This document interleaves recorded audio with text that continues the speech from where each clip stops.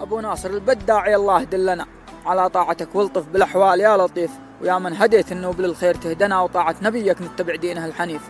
وثبت على نهج الصحابة قلوبنا خليفة، ولا قبلك وبعدك لنا خليف، ولا غير وجهك يا صمد بايع الزنا، ولا ودي ينظر غير لا وجهك الشريف،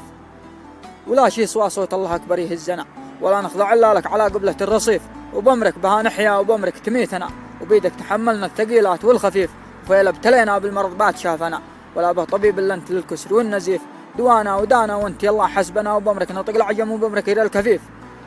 ومن ما ابتليت الناس يالله عافنا، وسير خطانا في هوا دربك النظيف، دعيناك يا والي على العز تحينا، ولا ودي يبقى الله على عزك استضيف، وحنا قويا بك يا صمد لا تذلنا قويا شديدا خير من مؤمن ضعيف،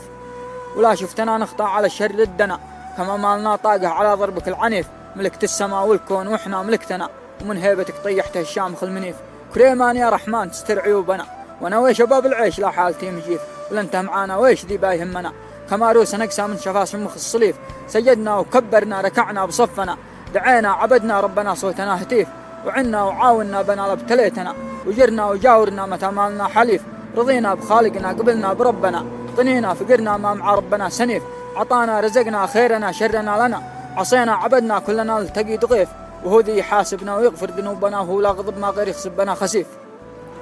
أخو حامد الليلة من الضيق والعنى، أقيم القوافي قيم حد حذر الطهيف، معي هاي سيفيلا دعيته وانا تقول انه عفريت درشومها الجديف، بنيران حمراء ويش قد ود حيدنا، نعم لو تبالغ اغرف لك بحالها قريف، انا اعوذ بالرحمن منه متادنا، يلوح بدانه كنها سلة الرهيف، وانا اصحابي اهل الجود كسابة الثنى، وعز الخويلة صار ضلعه رهل، نحيف عويله تقدي كل عاصي يحدنا، رجال نكب بالهندواني وبالعطيف، سلبنا جرامل تحتزم به شيوبنا، والاطفال تلقاها بالاقواس والوظيف، وجفران كنا وعال ننطح بروسنا، ونلبس ونتشنق بدانه وبرجنيف، بلاد الحدا من حيث حلت جدودنا، ترادف عليها الجود والقبيلها رديف، على اطرافها تمسي تلوح سيوفنا، وكم خصم منها طاح واصبح فيه الحتيف،